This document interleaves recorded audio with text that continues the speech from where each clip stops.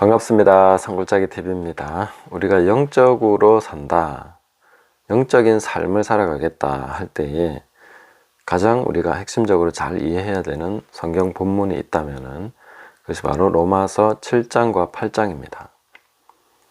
로마서 7장에서 사도 바울은 나는 정말 하나님 말씀대로 살고 싶은데 내 속에 있는 다른 어떤 법이 있어서 그것이 나를 이 죄의 법으로 나를 끌고 간다. 내가 막 끌려가는 나를 보고 있다. 이러면서 굉장히 괴로워합니다. 그러면서 바울이 한 가지를 깨닫게 되죠. 내가 원하는 바 선은 행하지 않고 원하지 않는 악을 행하고 있구나. 그러면서 진짜로 깨달은 게 뭐냐면은 내 안에 원함이 있다는 거죠. 하나님 말씀대로 살고자 하는 그 원함, 내가 그것을 간절히 원하고 있구나 하는 것을 확인하게 되면서 빛을 발견하는 것입니다. 그리고 그 속사람이 하나님의 말씀을 즐거워하고 있다는 사실도 알게 됩니다. 그러면서 그 속사람의 강함, 그 속사람을 따라서 살아가는 것은 어떻게 가능하냐, 그걸 이제 가르쳐 주고 있는 것이죠. 이 핵심을 우리가 제대로 배워야 됩니다. 그래야 영으로 살아갈 수 있고 성령을 쫓아 살아갈 수 있으면 영으로 육체의 행실을 죽일 수가 있습니다. 어떻게 그것이 가능한 것인가? 매우 간단한 한 가지 사실입니다. 아주 심플합니다. 이게 뭐냐면 로마서 8장 1절에 그러므로 이제 그리스도 예수 안에 있는 자에게는 결코 정죄함이 없나니. 여기에서 우리는 그냥 우리가 죄에서 해방됐습니다, 할렐루야 하면서 정죄함이 없구나 하고 이 부분을 그냥 죄사함으로만 그렇게 인지하고 넘어가 버립니다.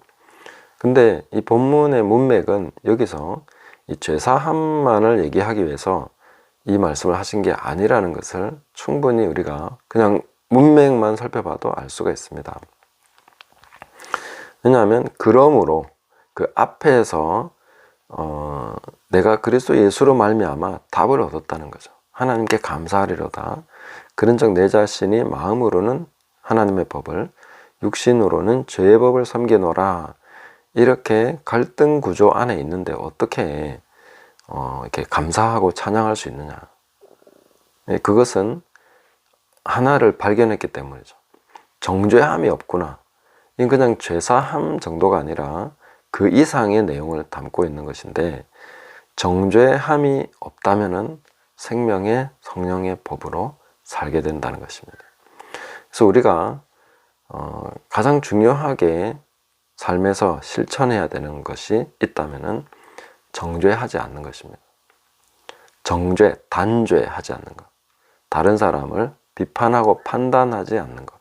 이 정죄라는 것은 아주 단정적으로 죄를 판단해서 내 마음속에 그를 심판하는 것이죠. 그런 것을 하지 말아야 된다. 또 나 자신에 대해서도 정죄함이 없다. 그리스도 예수 안에 있는 자에게는 결코 정죄함이 없다는 겁니다. 우리가 예수님 안에서 정죄함이 없을 때 생명의 성령의 법으로 살게 됩니다. 근데 우리는 보통 반대로 하죠. 막 정죄합니다. 이것도 잘못됐고 저것도 잘못됐고 그래서 회개하고 영적으로 살아야 돼.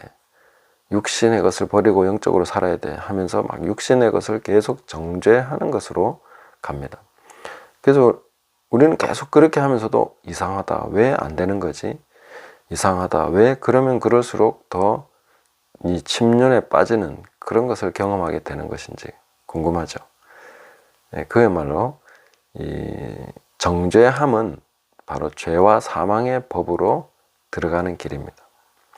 로마서 7장에서 사도 바울은 정죄를 통해서 자기가 죄의 법 아래로 끌려가는 것을 봤습니다.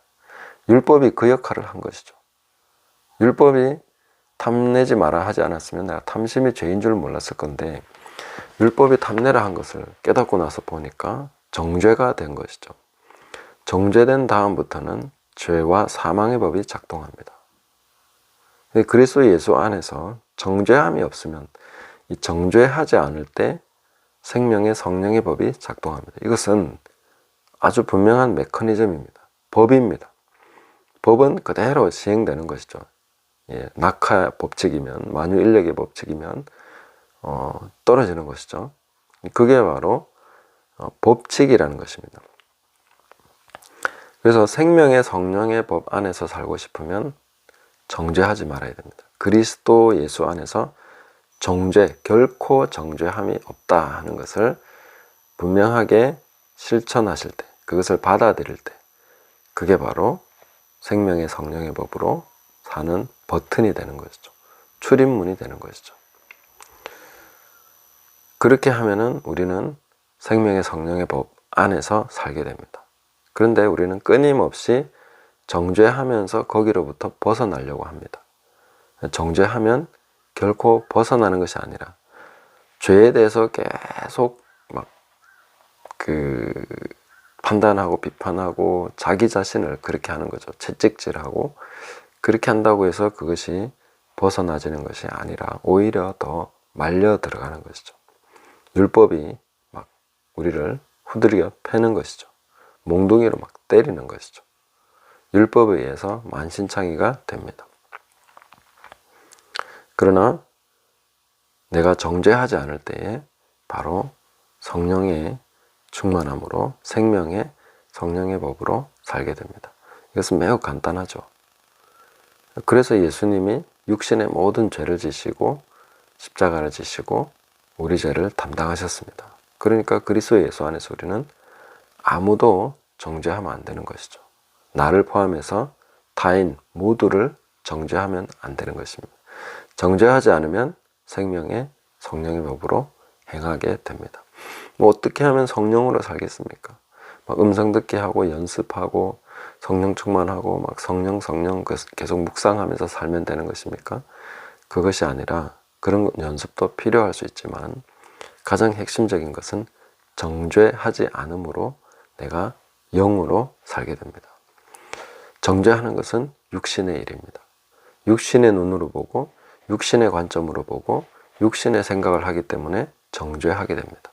그러나 영의 생각은 하나님의 관점, 성령의 관점, 예수 그리스도의 십자가, 보혈의 관점, 하나님의 사랑, 아가페의 관점으로 보는 것이기 때문에 그렇게 될 때에 생명의 성령의 법으로 정죄하지 않을 때 그렇게 그 버튼을 누르게 되고 그 문으로 들어가게 됩니다.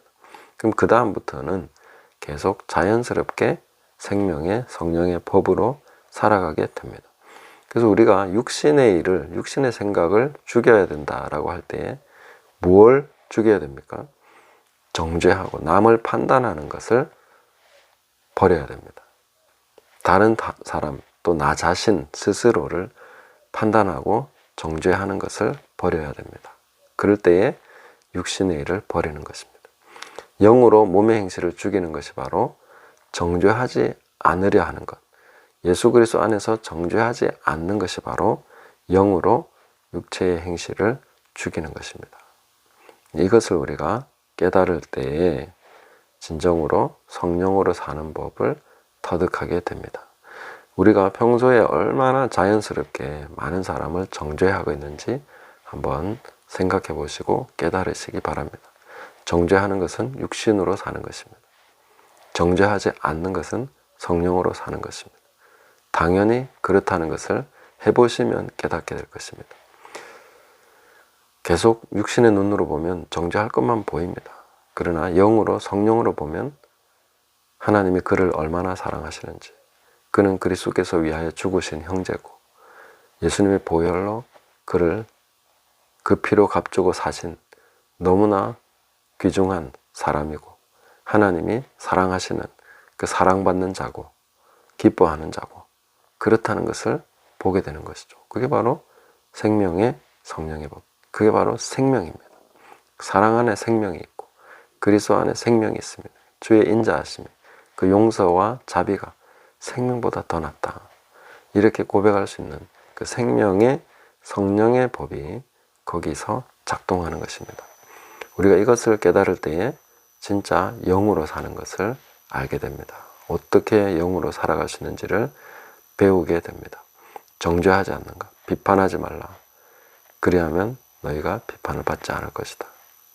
너희가 비판을 하면 그 비판으로 너희도 비판을 받게 된다. 더 많이 받는다는 것이죠. 우리는 그 예수님의 말씀을 기억하고 정죄하지 않을 때, 그러므로 이제 그리스도 예수 안에 있는 자에게는 결코 정죄함이 없나니, 이것이 바로 성령으로 영으로 사는 열쇠입니다. 이 열쇠를 사용하시기 바랍니다. 오늘부터 당장 정죄를 멈추십시오. 아무도 정죄하지 마십시오. 그리스도 예수 안에 있는 자에게는 결코 정죄함이 없습니다. 자신과 타인을 정죄하지 않습니다.